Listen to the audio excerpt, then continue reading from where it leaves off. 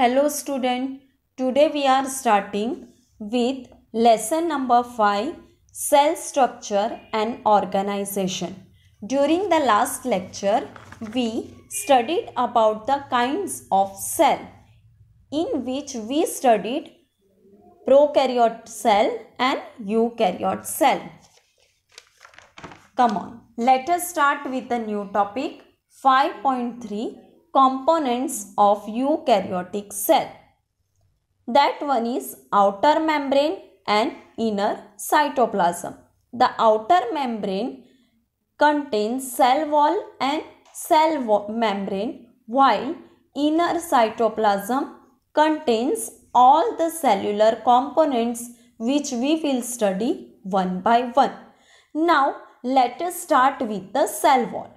Cell wall which is there, it is the outermost covering of the cell which is rigid, supportive and protective outer covering of inner plasma membrane of plant cells, fungi and some protists. In other plant, it is made up of hemicelluloses, pectin, lipids and protein. Also, microfibrils of plant cell wall which is responsible for the rigidity. Rigidity mostly function as the growth of the outer covering cell wall. In some of the deposition means the content of the cell wall are silica. Silica means, for example, present on the wall of the grass stem. Cutin which is there, it is the epidermal walls of land plants. Suberin which is there, suberin means endodermal cells of root. Wax and lignins are mostly present in the cell wall of the aquatic plants, the plants which are present in the water.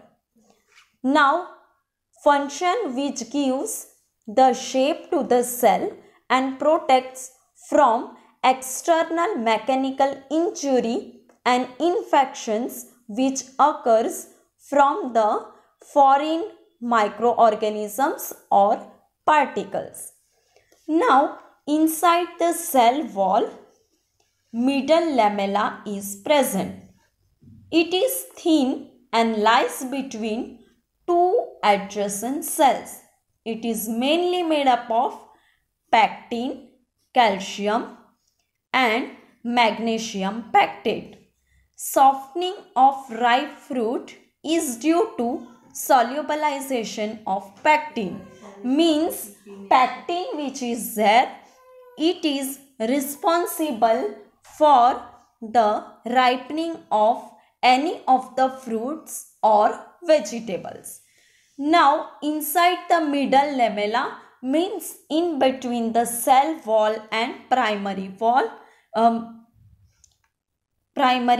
is present. In young plant cell, it is capable of growth.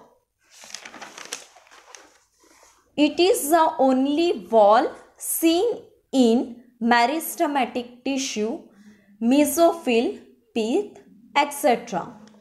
Then inside the primary wall, secondary wall is present. It is present inner to primary wall. Once the growth of primary wall here stops, secondary wall is laid, means it starts present. Plasmodesmata are cytoplasmic bridges between the neighboring cells. It shows the pores between the cell wall and middle lamella. For example, stomatal pores, etc. Then in that second one is cell membrane, or it is also called as plasma membrane, or it is also called as biomembrane. It is thin, quasi-fluid structure present both extracellularly and intracellularly. It separates the cell organelle from the cytosol. Thickness of biomembrane or the cell membrane is about 75 angstrom under electron microscope. Here it is such microscopic that we have to observe the cell membrane inside the electron microscope. It also shows the presence of lipid, mostly majorly phospholipids are present, which is arranged in a bilayer, means in two layer. Cell membrane also shows presence of proteins and carbohydrates. Ratio of proteins and lipids vary in different cells. For example, in human, RBCs shows 52% of proteins and 40% of lipids. RBCs means red blood corpuscles. Now, next one, here we will see, for example, fluid mosaic model. But before starting with this model, let us see the diagram of the cell wall. Here it is clearly given in a textbook. The outer cell wall which is there and this inner side which is there, it is cellular cytoplasm in which cellular material is present, and inside here outer covering is a cell wall, it is given over here, and inner side which is thickened, it is called as cell membrane. This is the cell, plant cell, and here this one is the animal cell. Comparatively here the cell wall which is there and inside here the cell membrane which is there, cell plasma membrane, it is thin inside. Now let us study the fluid mosaic model. It is the most accepted model of cell membrane which was proposed by Singer and Nicholson in 1972. According to this model, it is made up of phospholipid bilayer and protein.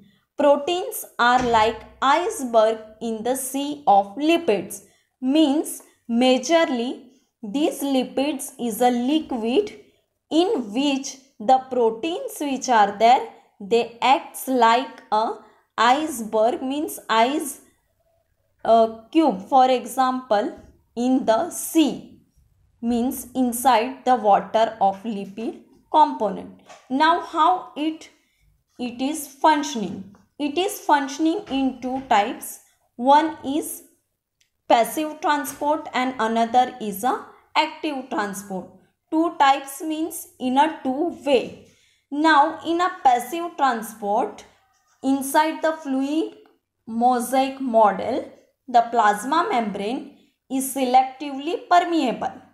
During passive transport, many molecules move across the membrane without spending energy. Some solutes move by simple diffusion along the concentration gradient from higher to lower concentration. This is also called as passive transport. Means in a simple way, when the molecules membrane without spending energy, they move from one place to another, that kind is called as a passive transport. Then active transport. During active transport, few ions or molecules are transported against concentrated gradient from lower to higher concentration, and in passive from higher to lower concentration, and in active from lower to higher concentration. These two are the major difference between passive transport and active transport. it requires energy.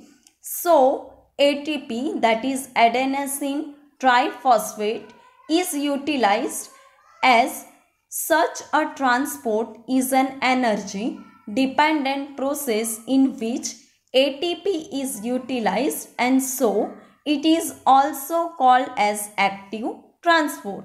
Here the energy is not released, while here the energy is required, dependent on the energy. For example, Na plus or K plus, sodium and potassium pump. In this way, the fluid mosaic model which is there, it clearly show the cell membrane, means the transportation of the biomolecules.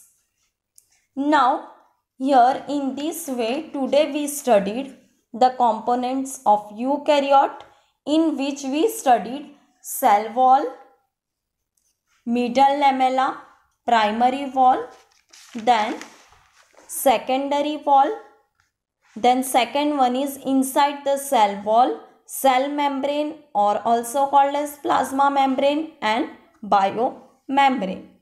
Then we also studied the fluid mosaic model. Thank you.